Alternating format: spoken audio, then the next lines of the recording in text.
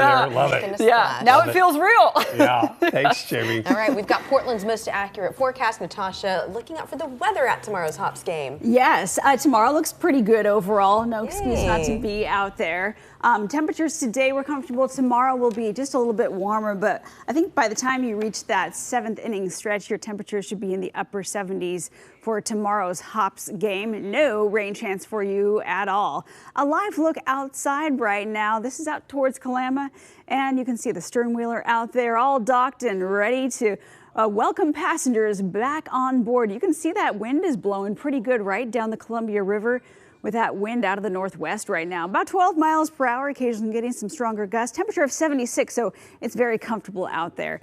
Tonight, low 70s, upper 60s as we approach midnight tonight. Let's talk about your planner for tomorrow. Waking up to clear skies, upper 50s. Something you're going to notice, though, throughout the day is our sunshine could be a bit filtered by some high-level smoke. We'll talk more about that here in just a moment, but temperature-wise, we're still expecting to be warmer than we were today. So 84 is the normal daytime high for us at this point in July. And tomorrow we'll get up to just about that point, 85 degrees for your high. Let's talk about the last 24 hours. It's been an incredible scene for Eastern Oregon, again, dealing with fire starts from lightning. We've already seen that from earlier this week. 2,600 lightning strikes, and that all came through yesterday. Watch the path as we circle back to the early start of Wednesday, and you could see heading right up towards Ontario and into Idaho.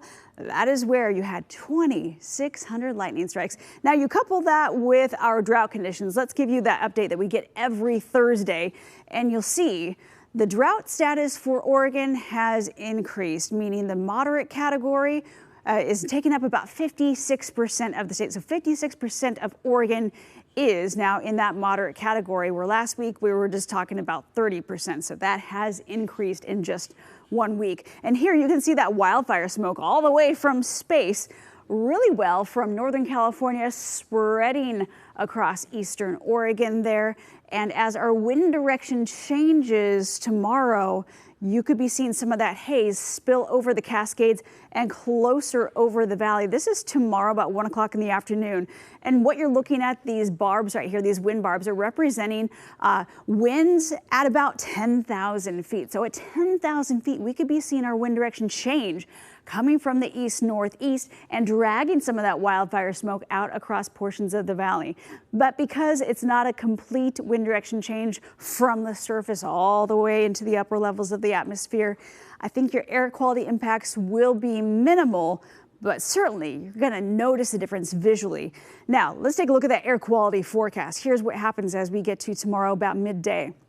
Places where you're going to see the worst of the air quality will continue to be central Oregon, down to eastern Oregon and southern Oregon, down towards Klamath County. And that's where you're going to be in the unhealthy to very unhealthy categories. You come over here to the Cascades. This is about the Mount Hood area. Moderate category is what we're expecting, but for the most part, Portland all the way down to Roseburg and even Medford should remain in the good category. Forecast for you tomorrow at the coast. Temperatures for you, Florence.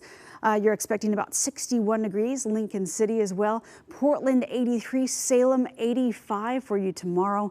For the Gorge, Hood River, temperatures mid-80s, sunshine. Again, you're probably going to see some of that haze from the smoke at the Dalles tomorrow, up to almost 90 degrees. 7-day forecast looks like this. About this time, it would be nice to get a few drops of rain, and we might just get that by Monday and Tuesday. Whether or not that's going to be measurable rain is still up in the air, but certainly that would be a change of pace for us early next week. All right, yeah. Summer's not over. No. The warm temperatures are coming back. Yes. All right, Natasha. Well, and with that, summertime means fun in the sun, but not too